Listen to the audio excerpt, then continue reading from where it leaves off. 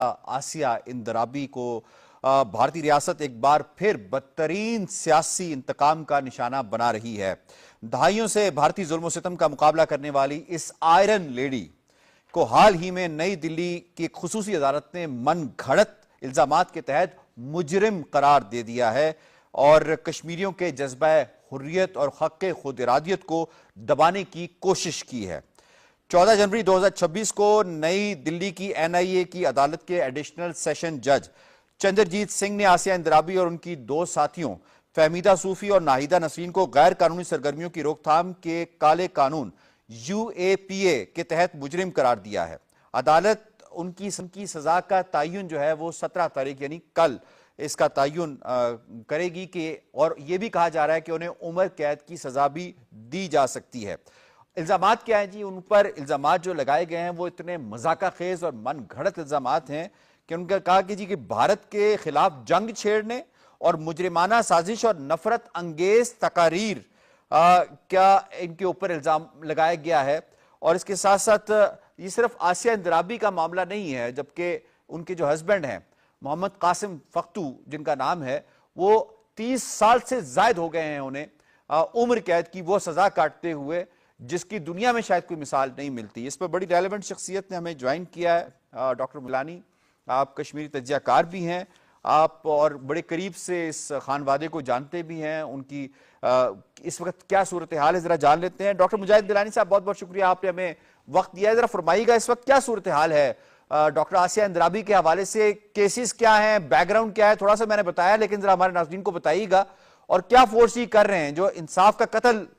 हम देख रहे हैं हर एक आने वाले दिन में हो रहा है, चाहे वो शबीर शाह साहब हो, आसिया साहिबा हो, क्या बन रही है सूरत हाल इसको मकबूजा कश्मीर में? जी सैयदा आसिया अंदराबी के हवाले से जब मैं ये बात कहूँ तो आपने जो लफ्ज आयरन लेडी का इस्तेमाल किया है वो बिल्कुल बजा,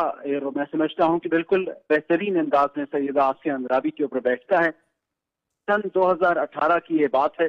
जब सैयदा आसिया अंदराबी, फहमीदा सूफी और नाहिदा नसरीन को जो ऑलरेडी श्रीनगर में मुक़य्यद थे उनको वहां से श्रीनगर से हिंदुस्तान की न्यू दिल्ली की तिहाड़ जेल में मुंतकिल कर दिया गया। और सिर्फ यही नहीं बल्कि जहाँ आप यूएपीए की बात कर रहे हैं जिसके सेक्शन के हवाले से मैं भी बात बताता चलूँ, उसके साथ साथ इंडियन पेनल कोड यानी कि आईपीसी जो है उसके भी कई दफात जो है इन कश्मीरी खवातीन के ऊपर लगाए गए थे। जबकि 2018 की अगर हम बात करते हैं उस वक्त हमारे पास ये दोनों आर्टिकल 35A और 370 कश्मीर को एक जुदागाना शनाख्त भी देते थे कि इसके मुताबिक हिंदुस्तान का कोई कानून किसी कश्मीरी बिलखसूस कश्मीरी खवातीन के ऊपर लागू नहीं हो सकता था। आज जिस तरह से अब हम इसकी बात कर रहे हैं और इस हवाले से मैं आपको सैयदा आसिया अंदराबी के अल्फाज हैं, सैयदा आसिया अंदराबी के अल्फाज जो कि उनके भाई के जरिए से हम तक पहुंचे हैं कि हम बिल्कुल तैयार हैं, ये रास्ता हमने खुद चुना था, हमारे हौसले बुलंद हैं और हम तैयार हैं कि हिंदुस्तानी साम्राज्य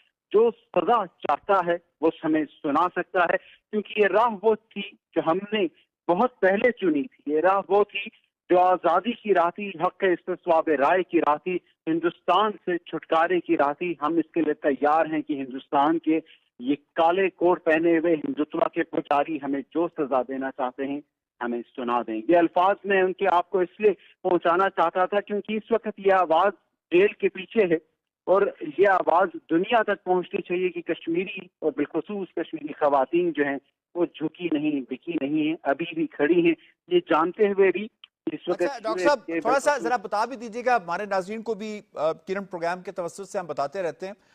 अभी वो काफी बीमारियों में मुब्तला हैं, उम्र भी उनकी ज्यादा हो रही है, उनको अपने हस्बैंड से मिलने भी नहीं दिया जा रहा, बच्चे उनके जो हैं वो भी उनसे नहीं मिल पाते। थोड़ा सा बताइएगा कि जो उनको सेहत की सहूलियात की अदम फरहमी है, किस कदर वो सिस्टमैटिक वे से इंडिया उनको प्रोवाइड नहीं होने दे रहा ताकि वो रूबा सेहत ना हो जाएं और दोबारा से कोई रमक ना मिले। तो किस कदर आप समझते हैं कि उनको एक अदालती कत्ल की तरफ लेके जाया जा रहा है? जी हाँ, ये भी इस हवाले से अहम है कि सैयदा आसिया अंदराबी हों या उनके साथ उनकी नौजवान रफीकार फहमीदा सूफी हों,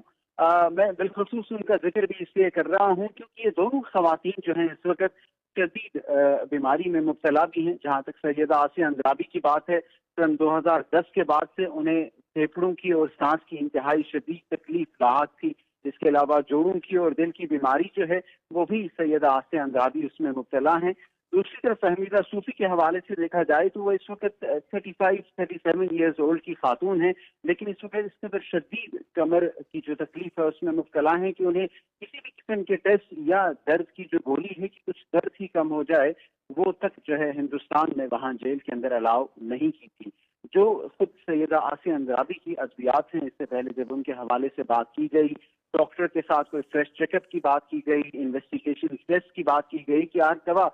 जो है वो बदलती रहती है, 1 महीने 2 महीने के बाद दवाई की जो मिकदार है उसको भी बढ़ाया कम किया जाता है, लेकिन इस तरह की किसी भी किस्म की इजाज़त नहीं दी गई थी। इस वक्त भी आप जब बात करते हैं सैयदा आसिया अंद्राबी की, तो ये तमाम दफात जिसके हवाले से हिंदुस्तानी जज ने उनके ऊपर उनको मुल्जिम से मुजरिम करार दे दिया है,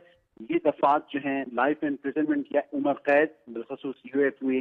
18 हो, 20 हो, 38 और 39 हो, इस हवाले से इस बात का इल्हाम और इस बात का इम्कान बहुत हद तक है कि वो इस सजा को सैयदा आसिया अंद्राबी और उनके रफ़ा ख़ैर जो हैं उन पर लागू कर सकते हैं। सही है, तो यकीनन हमें कल पता चल जाएगा कि इसकी क्या वो ड्यूरेशन रखते हैं, उम्र कैद में तब्दील करते हैं, क्योंकि जो अभी मूड नज़र आ रहा है वो तो इनका यही नज़र आ रहा है कि ये कुछ गलत करना चाहते हैं कश्मीरियों के हवाले से, ताकि जो उनकी हजीमत उनको हुई थी पुनियाल महसूस में उसे फेस सेविंग करने की कोशिश की जा सके।